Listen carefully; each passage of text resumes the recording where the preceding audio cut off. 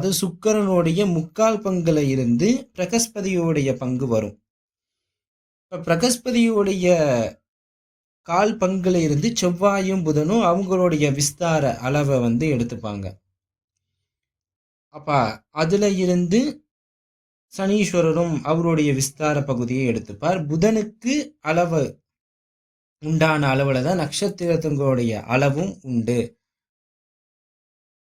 அப்ப பூலோகம், புவர்லோகம், சுவர்லோகம், மகர்லோகம், ஜலலோகம், தபல்லோகம், சத்தியலோகம், இந்த 7 லோகங்களை பத்தி சொல்றார். அப்ப பூலோகம் தான் பிரதி மாயமானது. புவர்லோகம் ஆகாசம்தான் புவர்லோகம் ஸ்வரூபத்தை கொண்டது. அப்ப சுவர்லோகம்ங்கிறது தேவர்கள் வாழக்கூடியதும், மகர்லோகங்கிறது யக்ஷ கிண்ணர்கள் வாழக்கூடிய லோகமாகவும் இருக்கு. பூலோகத்துல அக்னி அதிபதியாக இருக்கிறார். அதனால அவருக்கு பூதபதி என்ற பெயர் இருக்கு. ஆகாசத்துல விளங்கக்கூடிய வாயு அவர் தான் அங்க அதிபதி. ஆகாசம்னா காத்து தானே இருக்கும். அப்ப அவர் நரஸ்பதியாக இருக்கிறார். தேவலோகத்துக்கு சூரியன் தான் அதிபதி. அதனால அவர் திவஸ்பதியாக பெயர் இருக்கு.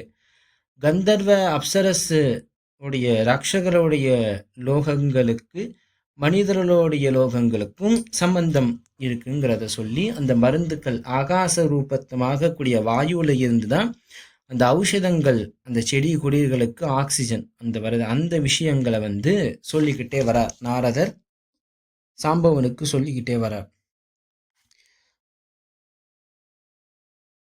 அப்ப இப்படியே வர அந்த ஆகாசத்தினுடைய விளக்கம், அந்த ஆகாசத்துக்கு பலவிதமான பெயர்கள் உண்டு. ஏன்னா சூரியன் உதயமாகிறது ஆகாசத்துல தானே தெரியும். அப்ப அந்த ஆகாசத்துக்கு பல பெயர் உண்டு. கம்